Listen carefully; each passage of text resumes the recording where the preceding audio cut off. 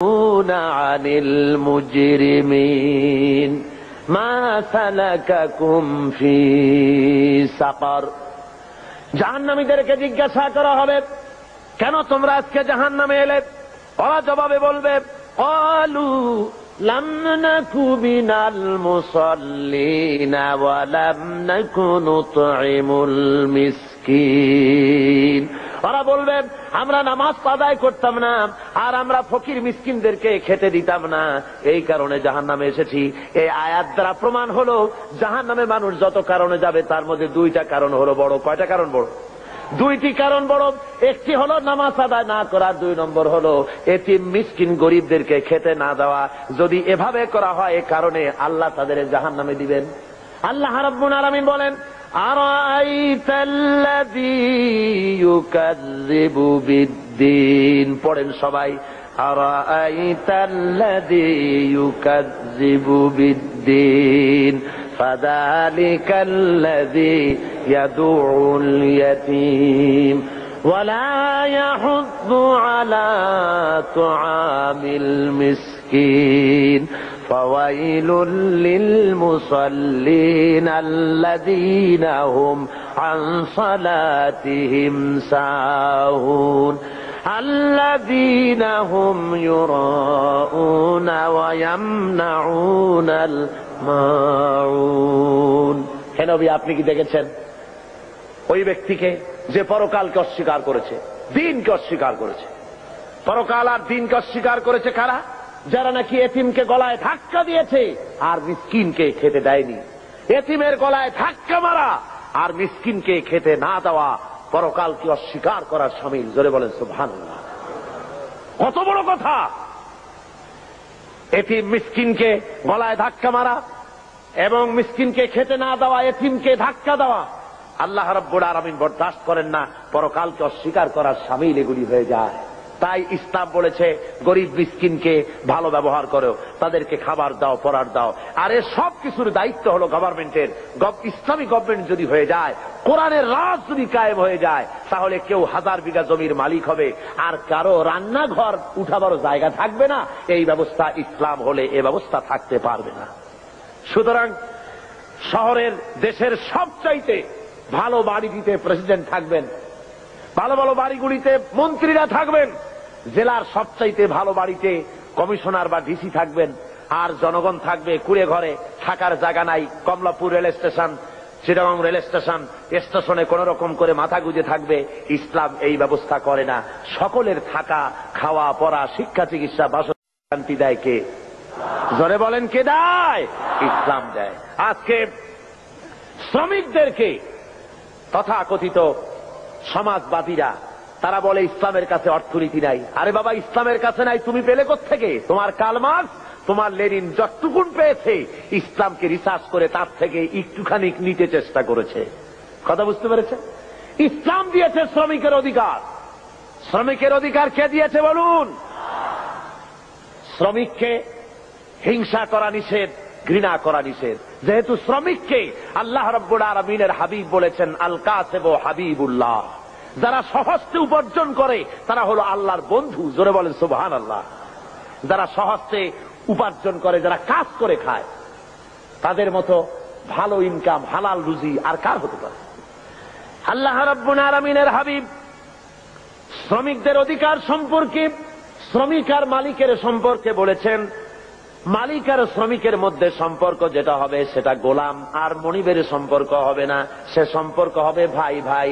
মনিব, মালিক, শ্রমিকের, মিলের মালিক এবং শ্রমিক দুজনের মধ্যে সম্পর্ক হবে ভাই ভাইয়ের সম্পর্ক। হুজুর বলেছেন, তোমরা যেমন খাবে তাদেরকে তেমন খাওয়াবে, তোমরা যেমন পড়বে তাদেরকে তেমন পড়াবে, তোমরা যেমন থাকবে শ্রমিকদেরকে তেমন থাকার ব্যবস্থা করে দাও।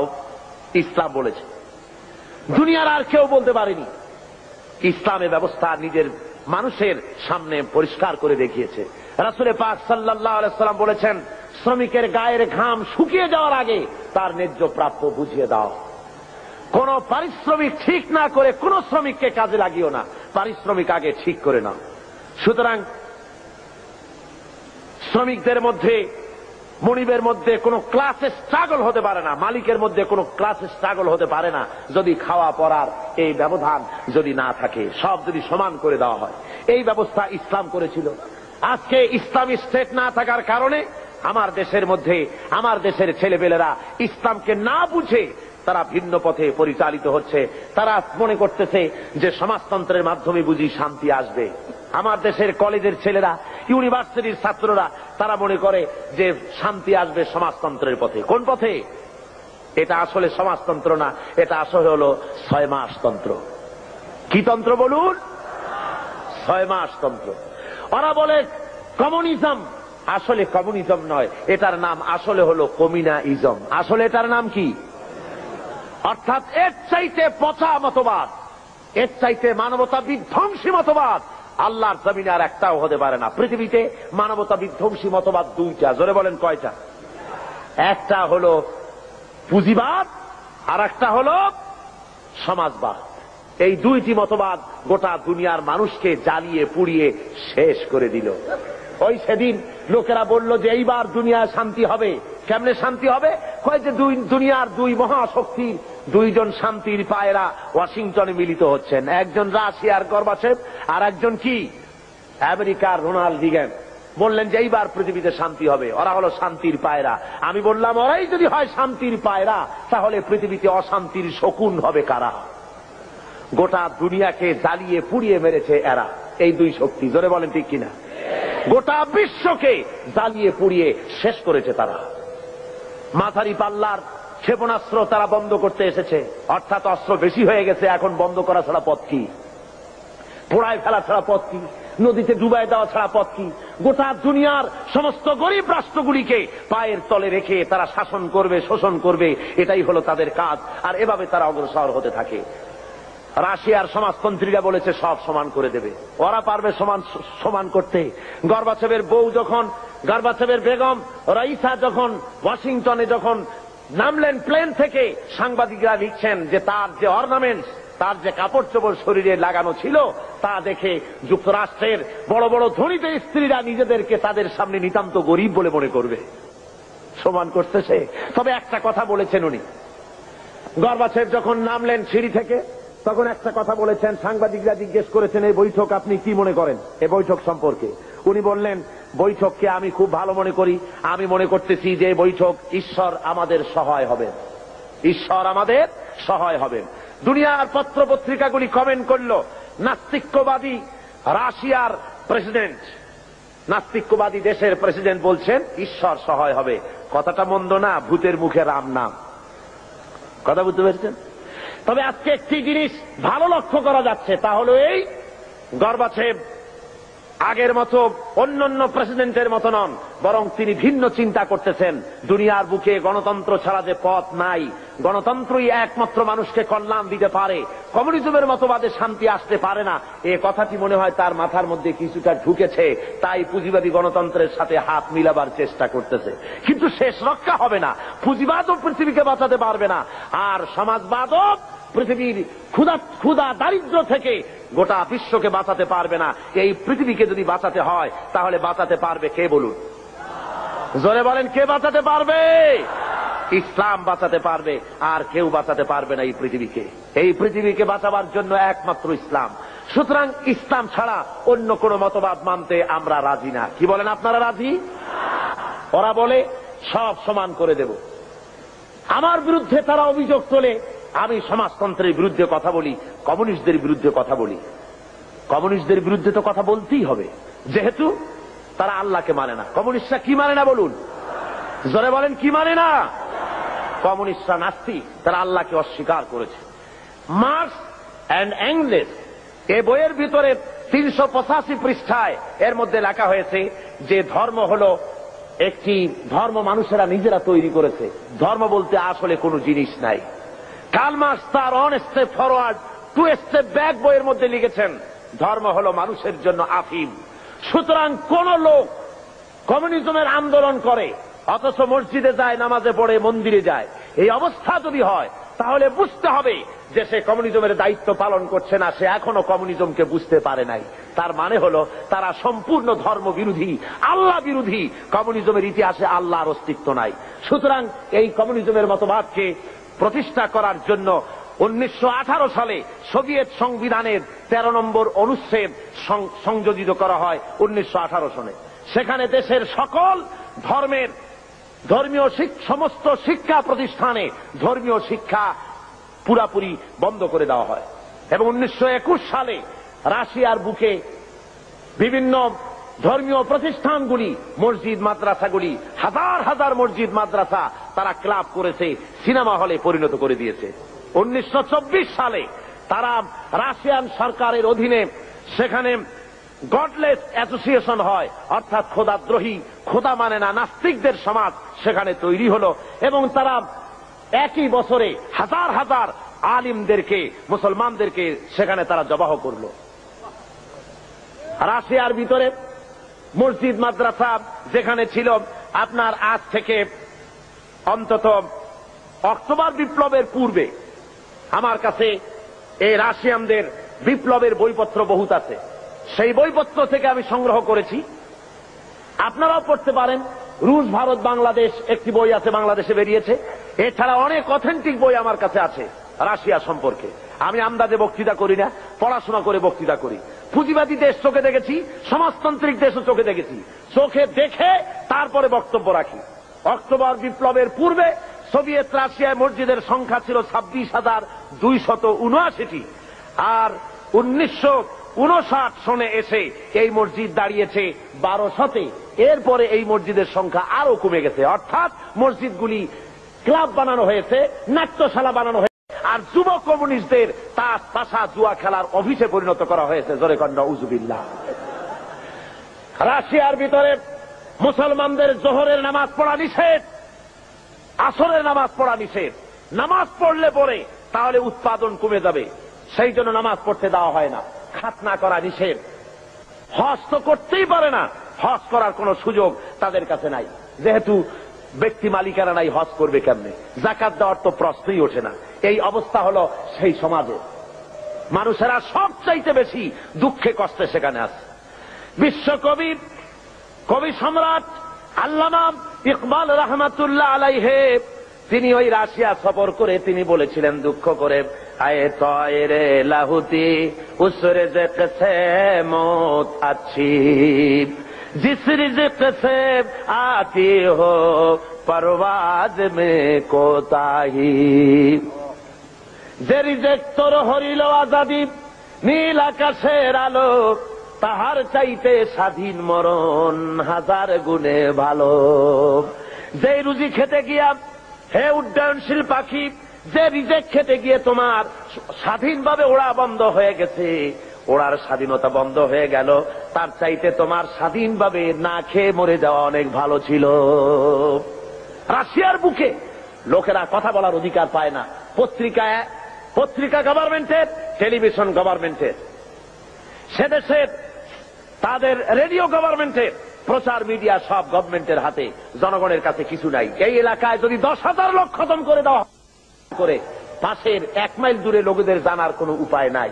প্রত্যেকটা মানুষের পেছনে গোয়েন্দা লাগানো রয়েছে। নিজের বাক স্বাধীনতা নাই, গণতন্ত্র নাই। বলেন রাশিয়ায় গণতন্ত্র আছে? জোরে বলেন আছে? কোরিয়ায় গণতন্ত্র, আপনার যেসব জায়গায় সমাজতন্ত্র প্রতিষ্ঠা হয়েছে সেসব জায়গায় কি গণতন্ত্র আছে? নাই। আমাদের দেশে এই গণতন্ত্রের বুলি নিয়ে কমিউনিস্টরা ময়দানে নেমেছে, গণতন্ত্রের শ্রদ্ধাবরণে তারা কাজ করতে চাচ্ছে। আসলে তারা হলো ইসলামের সবচাইতে বড় দুশ্মন। ইসলামের সবচাইতে বড় দুশ্মন কারা? জোরে বলেন, সবচাইতে বড় দুশ্মন কারা? তারা সুযোগ খুঁজতেছে, সুযোগ পেলেই তারা মুসলমানদের উপরে আক্রমণ করবে, আফগানিস্তানের মতো দশা ঘটিয়ে ছাড়বে। তারা মুসলমানদের ধোঁকা দেওয়ার জন্য। আপনারা বলেন, কোনদিন আপনারা শুনেছেন যে কমিউনিস্টরা হজ করেছে? কমিউনিস্টদের লিডাররা তো সব বড় বড় ধনী, কোটি কোটি টাকার মালিক কমিউনিস্টদের লিডারেরা। আপনারা শুনেছেন কোন কমিউনিস্ট লিডার জীবনে হজ করেছে? শুনেছেন? জোরে জবাব দিবেন, শুনেছেন? কোনদিন তাদের রোজা রাখতে দেখেছেন? কোনদিন যাকাত দিতে দেখেছেন? কোনদিন তাদেরকে কোন আলেম ওলামাদের কাছে এসে দোয়া চেতে দেখেছেন?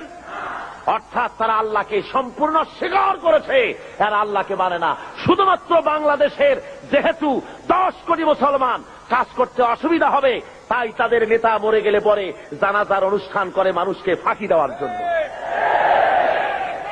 তাদের নেতা মারা গেল আর জানাজার জন্য বাইতুল মুকাররমের সমস্ত টুপি খরিদ হয়ে গেল। বাইতুল মুকাররমে আর টুপি ছিল না, সব টুপি তারা কিনলো। কেনার পরে চলে গেল জানাজার নামাজ পড়ার জন্য। জানাজা পড়তে গেল, ওরাই গেল যাদের কাছে নামাজ নাই, রোজা নাই, আল্লাহ পরকালের চিন্তা নাই। হ্যাঁ, জানাজা পড়তে গেছে, পথে মধ্যে পেশাব আসলো, প্যান্টের বোতাম খুললো আর ব্রাশ ফায়ার মেরে দিল। প্যান্টে লাগে গেল, ধোয়া নাই, মশা নাই। ওই অবস্থায় জানাজায় দাঁড়ায় গেছে আল্লাহু আকবার। যেমন জাতের মুদ্দার তেমন জাতের মুক্তাদি দাঁড়ায় গেছে, যা সে কপালে হয়ে যাক মুদ্দারের। আর এমন জানাজা পড়াবার জন্য ইমামের অভাব হয় না আমার দেশে। কমিউনিস্টদের জানাজা পড়া হারাম, কমিউনিস্টরা কাফের। দুনিয়ার আজকে স্পষ্টভাবে আমি বলছি, শুনে রাখো, চট্টগ্রামের 20 চট্টলার মুসলমানেরা, দুনিয়ার সমস্ত আলেম, মুফাসসির, মুহাদ্দিস একমত, কমিউনিস্টরা কাফের। যারা বলেন কমিউনিস্টরা কি? কমিউনিস্টদের সাথে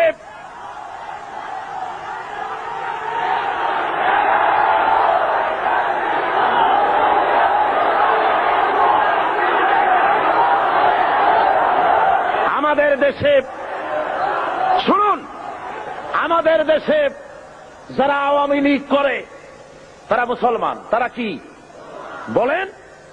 আওয়ামী লীগের ভিতরে বহু লোক আমি দেখেছি হজ করে, নামাজ পড়েছে, তাহাজ্জুদের নামাজও পড়ে, তারা আল্লাহ বিশ্বাস করে, ঠিক কিনা করে? মুসলিম লীগ করে, বিএনপি করে, অন্যান্য যত রকমের আছে, এরা মুসলমান, কোন সন্দেহ নাই। এরা কি? তাদের রাজনৈতিক চিন্তার সাথে আমাদের মিল না হতে পারে, কিন্তু তারা মুসলমান। কিন্তু মনে রাখতে হবে, এরা মুসলমান ঠিকই, কিন্তু কমিউনিস্টরা যে কাফের এতে কোনো সন্দেহের অবকাশ। যেহেতু তারা আল্লাহ মানে না, তারা রাসূল মানে না। যদি আল্লাহ রাসূল মানে, তাহলে কার্ল মার্কসের মতবাদ কেন মানে জিজ্ঞাসা করি? মানতে পারে? সুতরাং আজ মুসলমানদেরকে ঐক্যবদ্ধ হতে হবে। ওরা চায় বাংলাদেশকে আর একটা আফগান বানাতে। কি বানাতে চায়? আফগানিস্তানে যুদ্ধ চলতেছে বিগত 9 বছর। কত বছর? 9 বছর রাশিয়ার কাফেরেরা যুদ্ধ চালাচ্ছে আফগানের বুকে। আফগানের মুসলমানেরাও কম না, আলহামদুলিল্লাহ পড়েন। আফগান মুজাহিদিনরা এ পর্যন্ত প্রায় 70 থেকে 80 হাজার রাশিয়ার কাফের সৈন্যদেরকে জাহান্নামের টিকিট করে পাঠিয়ে দিয়েছে, আলহামদুলিল্লাহ পড়েন। আল্লাহ রাব্বুল আলামিন মুসলমানদেরকে মদত করে থাকেন যারা আল্লাহর কাছে মদত চায়। সুতরাং ওরা চায় দেশকে আফগান বানাতে। আমি বলি মুসলমানদেরকে, মুসলমানেরা, আফগানের মুসলমানেরা পালাবার জায়গা পেয়েছে। 50 লক্ষ আফগানি মুসলমানেরা আজ পাকিস্তানে আশ্রয় নিয়েছে। 7 লক্ষ আফগানি তারা জায়গা পেয়েছে ইরানে। কিন্তু বাংলাদেশে যদি তোমার উপরে রাশিয়ান কাফেরেরা, কমিউনিস্ট কাফেরেরা যদি মুসলমানদের উপরে বাংলাদেশে আফগান স্টাইলে বিপ্লব শুরু করে দেয়, তোমার পালাবার কোন জায়গা আছে নাকি বলো? জোরে বলেন, পালাবার জায়গা আছে? একটা জায়গা আছে। কোথায়? বঙ্গোপসাগর। আত্মহত্যা করতে হবে। সুতরাং আমার দেশের আজাদী, আমার দেশের স্বাধীনতা রক্ষা করার দায়িত্ব এদেশের মুসলমানদের। কাদের দায়িত্ব? ওরা মুক্তিযোদ্ধাদের ব্যবহার করতে চায়। মুক্তিযোদ্ধারা এদেশের মর্যাদার পাত্র। যেরকম আলহামদুলিল্লাহ, দেশকে তারা স্বাধীন করেছেন। এর মধ্য থেকে কয়েকটা ভাগ হয়েছে।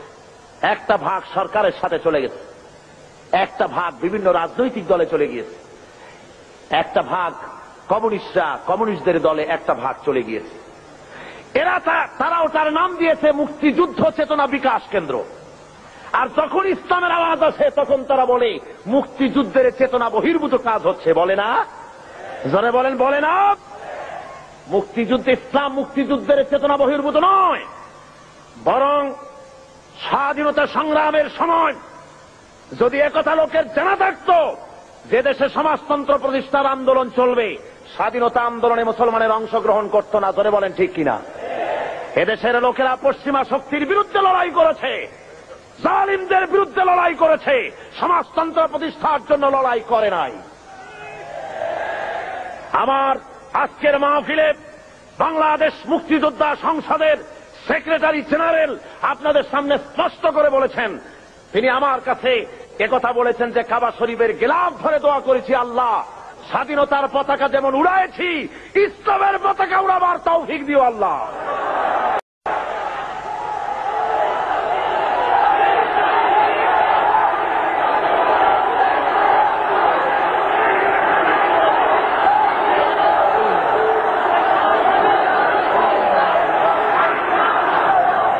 সুতরাং ভাইয়ের আমার, আজকে 4 দিন ধরে বা 5 দিন ধরে আপনাদের সামনে কোরআনে কারীমের যে কথা বলা হলো, এই কথা অনুযায়ী নিশ্চয়ই আপনারা বুঝতে পেরেছেন ইসলাম ছাড়া অন্য কোনো পথ নাই। সমাজতন্ত্রের স্পষ্ট কথা ভালো করে মুখস্থ করে যান। কমিউনিজমের সাথে মুসলমানের সংঘর্ষ ছাড়া আর কিছুই হতে পারে না। সমাজতন্ত্রের সাথে কমিউনিজমের সাথে মুসলমানের ইসলামের কোন মিতালি কিয়ামত হয়ে যেতে পারে।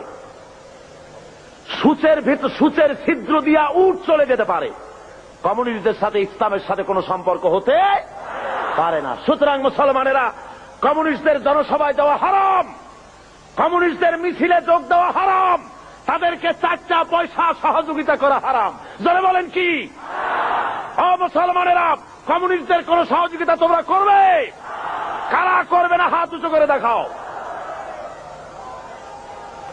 হাত নামান, হাত নামান, হাত নামান।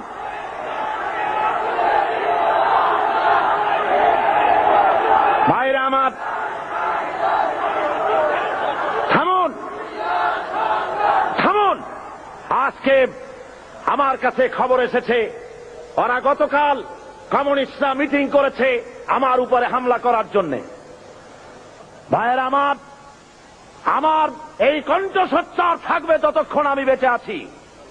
আমার উপরে যদি হামলা করা হয় আর আল্লাহ রাব্বুল আলামিন যদি আমার শাহাদাতের দরজা নসিব করেন, তাহলে আল্লাহর কাছে দোয়া থাকবে, আয় আল্লাহ, তোমার কোরআন আমার সামনে, শাহাদাত যদি আমার নসিব হয়, আমার রক্ত যেন লেলিহান শিখা হয়ে কমিউনিস্টদের জ্বালিয়ে পুড়িয়ে সার খার করে কলেবার পতাকা যেন উড়িয়ে দেয়।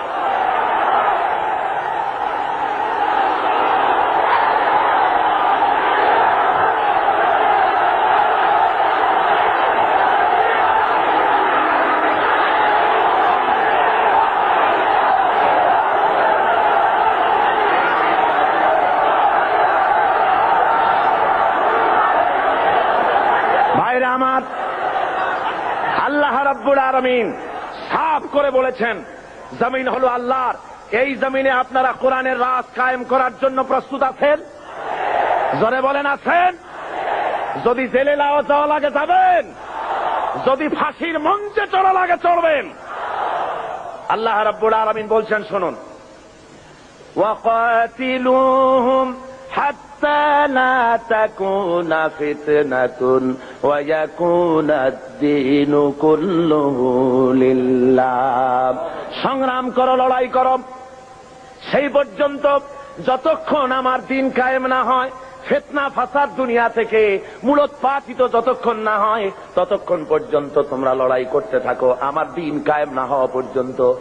ইল্লা তাফআলুহু তাকুন ফিতনাতুন ফিল আরদি ওয়া ফাসাদুন কাবীর। তাকুন ফিতনাতুন ফিল আরদি ওয়া ফাসাদুন কাবীর। যদি এই সংগ্রামে লিপ্ত না হও, যদি এই জিহাদে শরীক না হও, তাহলে বিরাট ভাঙন আর বিপর্যয় তোমাদের জন্য চলে আসবে। সুতরাং এই ময়দানে তোমাদের আসতে হবে। এটা হলো শাহাদাতের ময়দান। এই ময়দানে আসতে পরে ইল্লা আল্লাহর দিন কায়েমের জন্য যদি চেষ্টা করেন, তাহলে রক্ত দেওয়া লাগে, জান দেওয়া লাগে, মাল দেওয়া লাগে। কবি বলতেছেন, ইয়ে শাহাদাত গাহে উলফত মে কদম রাখনা, लोग समझते हैं आसा है मुसलमान होना। লোকেরা মনে করে মুসলমান হওয়া খুব সহজ। না, মুসলমান হওয়া সহজ নয়। আল্লাহর দ্বীন জমিনে কায়েমের জন্য এটা শহীদ ঈদগাহ। এ ময়দানে রক্ত দিতে হয়। কি দিতে হয়? আর সেই রক্ত রক্ত নয়, সে মৃত্যু মৃত্যু নয়, সে মৃত্যু হলো জীবন। সে মৃত্যুর নাম কি? সে মৃত্যুর নাম কি? আল্লাহ রাব্বুল আলামিন শাহাদাতের মওতকে এত বড় বরকতপূর্ণ মর্যাদাপূর্ণ করেছেন। শহীদি মওত যদি কারো নসিব হয়ে যায় তাহলে সে মওত পিঁপড়ায় কাটা যন্ত্রণার চাইতে আর বেশি কিছু হয় না। মানুষ মরে যাবে, শহীদি মওত যদি নসিব হয়ে যায়, মরার সঙ্গে সঙ্গে এদিকে মরবে আর ওদিকে আল্লাহ রাব্বুল আলামিনের সঙ্গে দিদার নসিব হয়ে যাবে। এই ময়দানে কাজ করতে আসবেন, অস্ত্রপাতির প্রয়োজন নাই, জনসংখ্যা বেশি দেখার দরকার নাই। আল্লাহ বলেছেন ঈমান যদি মজবুত হয় তাহলে তোমার যা দরকার আমি দিয়া দিব। ইন তানসুরুল্লাহ ইয়ানসুরকুম, তুমি যদি আল্লাহর মদদ করো আল্লাহ তোমাকে সাহায্য করবেন। তার মানে হলো তোমরা যদি ইসলামের সাহায্য করো আল্লাহ তোমাকে সাহায্য করবেন। জোরে বলেন সুবহানাল্লাহ। আল্লাহর সাহায্য করো, ইসলামের সাহায্য করো, তোমাকে আল্লাহ সাহায্য করবেন। তাওহীদ কি আমানত सीनों में है हमारे। আল্লামা ইকবাল বলেন তাওহীদ কি আমানত सीनों में है हमारे, मुमकिन नहीं मिटाना नाम निशान हमारा। একাত্মবাদের আমানত আছে সিনার মধ্যে। আমরা ভয় পাই না কাউকে, যেহেতু আমরা কাপুরুষ নই, আমরা মর্দে মুমিন। আমরা কারা বলুন? ভয় পাই না। সুতরাং আমাদের অস্তিত্ব মাটি থেকে মিটিয়ে দেওয়ার ক্ষমতা কারো নাই। হযরতে সাদ বিন আবি ওয়াক্কাস রাদিয়াল্লাহু তাআলা আনহু পারস্যের বহরাস নগর অবরোধ করে নদী পাড়ি দিয়ে চলে যাবেন, নদীর উপরে আফ্রিকার ভূখণ্ডে চলে যাবেন ইসলাম প্রচার করার জন্য। 60,000 মুসলমান সাহাবীর সাথে। হযরতে সাদ বলছেন, এই মুসলমানেরা, দরিয়া পার হওয়ার কোন ব্যবস্থা নাই, তো এখন তোমরা কি ইসলাম এই পর্যন্ত রাখবা না আফ্রিকাও নিয়ে যাবা? মুসলমানেরা বলল, আপনার যা হুকুম করবেন, ইসলামের আওয়াজকে ছড়িয়ে দেওয়ার জন্য আমরা সে হুকুম মানতে রাজি আছি, আফ্রিকার ভূখণ্ডেও যাব। হযরতে সাদ বলেন, তোমরা আমার সঙ্গে তাহলে পড়ো, নাস্তাঈনু বিল্লাহি ওয়া নাতাওয়াক্কালু আলাইহি হাসবুনাল্লাহু নি'মাল ওয়াকিল নি'মাল মাওলা ওয়া নি'মান নাসীর। পড়েন সবাই, নাস্তাঈনু বিল্লাহি ওয়া নাতাওয়াক্কালু আলাইহি হাসবুনাল্লাহু নি'মাল ওয়াকিল নি'মাল মাওলা ওয়া নি'মান নাসীর। হযরতে ইতিহাসের মধ্যে লেখা রয়েছে, হযরতে সাদ রাদিয়াল্লাহু তাআলা আনহু এই কথা বলে নিজের ঘোড়ার পৃষ্ঠে সওয়ার হয়ে দরিয়ার উপরে ঝাঁপায় পড়লেন। পিছনে যত সাহাবী ছিলেন, মুসলমান ছিলেন, সবাই ঝাঁপায় পড়লেন। দরিয়ার ভিতর থেকে তারা পাড়ি দিয়ে ওপরে চলে গেলেন। একটা ঘোড়াও হারায় গেল না, একটা লোকও হারায় গেল না, স্রোতে কাউকে ঠেলে দিল না। ওপার ওঠার পর সেনাপতি জিজ্ঞেস করেন, ও মুসলমানেরা, কারো কোনো জিনিস হারায় গেছে নাকি? একজন বলল, আমার পানির পেয়ালাটা তুফানের ধাক্কায় কোথায় পড়ে গেছে সেটা তো পেলাম না। হযরতে সাদ বলেন, মুজাহিদের কোন জিনিস কেউ ছিনিয়ে নিতে পারে না, আল্লাহ রাব্বুল আলামিন তোমাকে সেটা ফেরত দিবেন বলে আমি আশা করি। এই কথা তিনি বক্তৃতা করতেছেন, এমন সময় লক্ষ্য করা গেল তুফানের আঘাতে একটি বাটি এসে তাদের সামনে পড়ে গেল। আল্লামা ইকবাল রহমতুল্লাহ আলাইহ এই ঘটনা লিখতে গিয়ে লেখেন, দশত দশত है दरिया भी न छोड़े हमने, दशत दशत है दरिया भी न छोड़े हमने, बहर जुल्मत में दौड़ा दिए घोड़े हमने। প্রান্তর তো প্রান্তর, অন্ধকার ঘোর কৃষ্ণ রজনীতে শ্রাবণের খরস্রোতা নদীর উপরে ঘোড়া দাবড়িয়ে আফ্রিকার ভূখণ্ডে আমরা ইসলামের পতাকা তুলেছি। আমরা সেই মুসলমান।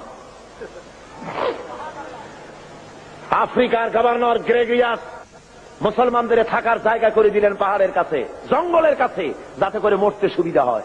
জঙ্গলের ভিতরে বাঘ আছে, সিংহ আছে, মুসলমানদের খাইয়ে ফেলবে, যুদ্ধ করা লাগবে না, বিনা যুদ্ধেই কেল্লা ফতে। এই চিন্তা করে ওখানে থাকতে দেওয়া।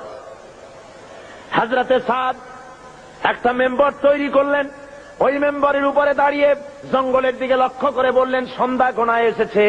হযরতে সাদ ঘোষণা করলেন, ইয়া আইয়াতুহাল হাশারাত والسباع نحن أصحاب رسول الله صلى الله عليه وسلم فإننا نازلون فمن وجدنا بعده فارجعوا فإننا نازلون فمن وجدنا بعده قتلناه। হযরতে সাদ ঘোষণা করে দিলেন, হে জঙ্গলের হিংস্র প্রাণীরা, আমরা আল্লাহ রসুল মুহাম্মদ সাল্লাল্লাহু আলাইহি ওয়াসাল্লামের সাহাবী, এখানে আমরা রাত কাটাবো। আমি ঘোষণা দিলাম, যত হিংস্র প্রাণী আছো এই এলাকা থেকে সরে যাও। আমার এই ঘোষণার পরে কোন হিংস্র প্রাণী যদি সামনে পাই, তরবারি দিয়ে তার ফয়সালা করব। আফ্রিকার জঙ্গলি মানুষেরা মনে করলো পাগলেরা কয় কি, মানুষের কথা কি জঙ্গলি প্রাণীরা শোনে নাকি? ইতিহাস সাক্ষী দেবে কিয়ামত পর্যন্ত। হযরত সাদের এই ঘোষণার সঙ্গে সঙ্গে দেখা গেল সিংহের লাইনে সিংহ, বাঘের লাইনে বাঘ, সাপের লাইনে সাপ, যার যার ডিম আর বাচ্চা মুখে নিয়া মিলিটারি লাইনের মতো ফলিন হয়ে সব এই এলাকা ছেড়ে অন্যত্র চলে গিয়েছে। মুসলমান, আমরা সেই জাতি যারা এই পৃথিবীর বুকে আল্লাহর দেওয়া বিধান কায়েমের জন্য যারা ময়দানে কাজ করেছে। আল্লামা ইকবাল কি সুন্দর করে বলছেন, খিয়াবা মে মুন্তজর থে লালা কব সে, খিয়াবা মে মুন্তজর থে লালা কব সে, কবা চাহিয়ে ইসকো খুনে আরব সে। সেই কবে থেকে ফুলের কুড়িটা প্রস্ফুটিত হওয়ার অপেক্ষায় প্রতীক্ষামান, কবে থেকে অপেক্ষা করতেছে একটু বাতাসের ধাক্কা লাগবে আর ফুলের কুড়িটা ফুলে যাবে। তো ফুলের কুড়ি ফোটার জন্য খিয়াবামে মুন্তজর থে লালা কবসে, কখন থেকে সে অপেক্ষা করছে? নাসিমা অর্থাৎ সকালের ভোরের বায়ুর ধাক্কা লাগবে আর কুড়ি থেকে ফুলটা বেরিয়ে আসবে। আল্লামা ইকবাল বলেন, ফুলের জন্য ধাক্কার দরকার বাতাসের, কুড়ি থেকে বেরিয়ে আসার জন্য, পর্দা ফেটে প্রস্ফুটিত হওয়ার জন্য। আমি মুসলমান, আল্লাহর ফুল, আমাকে প্রস্ফুটিত হওয়ার জন্য ভোরের বাতাসের দরকার নাই। আমার জন্য দরকার বদরের, ওহদের শহীদের রাঙা একটা জামার দরকার। ওই শহীদের রক্ত ভেজা জামা যদি আমার গায়ে দেওয়া হয়, সারা বিশ্বে আমি বিস্ফোরিত হয়ে পড়ব।